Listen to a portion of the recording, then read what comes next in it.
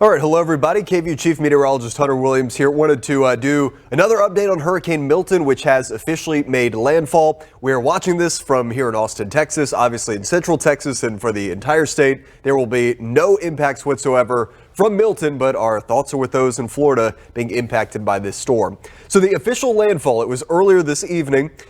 It was a Cat 3 at landfall, and the official location is Siesta Key. That is very close to Sarasota, Florida. As you can see, the landfall ended up being just south of the Tampa Bay area. That did a couple of things.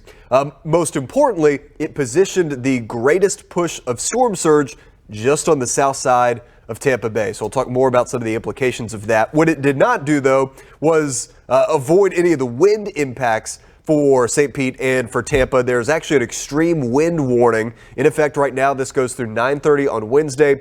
This is basically the highest wind-related alert the National Weather Service can issue. They're essentially only issued with major landfalling hurricanes. Wanted to show you this, though. We'll back out the view just to kind of show you the track that this thing took as it was moving on shore.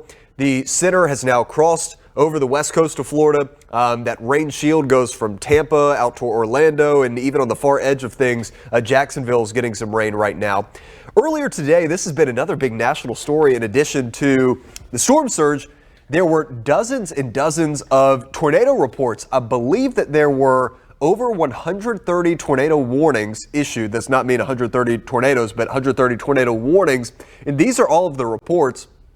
What was really interesting is, you know, it's very common on the right side or the dirty side of these landfalling tropical systems that you get these little spin-up tornadoes. But looking at some of the damage and the videos coming out from these did not look like little spin-ups. These were substantial tornadoes that unfortunately likely did considerable damage in some spots. So again, our thoughts are with all of those in Florida being impacted in a variety of ways from Milton.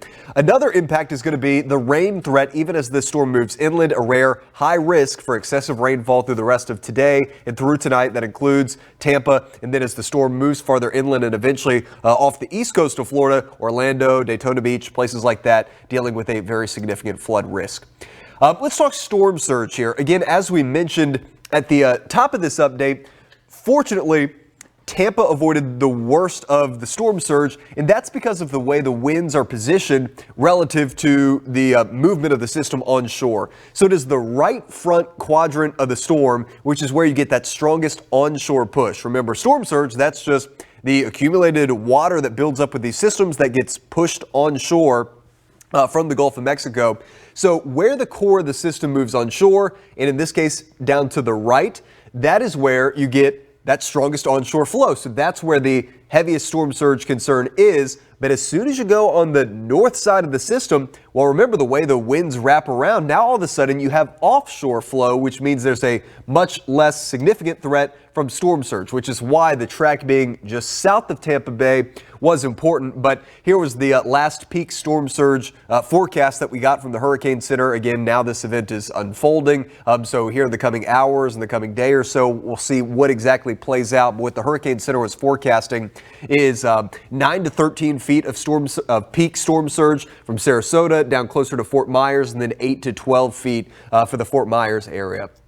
Here's our graph model, which has handled this system pretty well, and it shows that for the Tampa area, conditions continue to be rough over the next several hours into this evening. The core of the system then is going to head very close to the Orlando area, so Orlando will get strong winds from this continuing late tonight into tomorrow morning.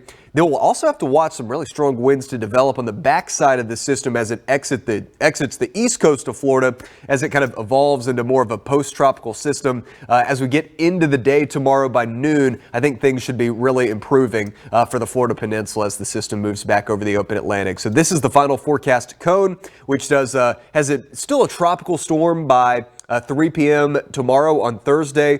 Eventually, though, it kind of becomes a post-tropical remnant system, and it will move out over the open Atlantic, and it will not have any additional impacts to the United States. But that is the word tonight, an official landfall near Siesta Key, Florida, Category 3, Hurricane Milton. Again, we're watching this from here in Texas, where we've been more than a month without measurable rainfall, but this is a huge national weather story and will continue to be in the coming days. So our thoughts are with all those in Florida who are being impacted now and will be in the coming days.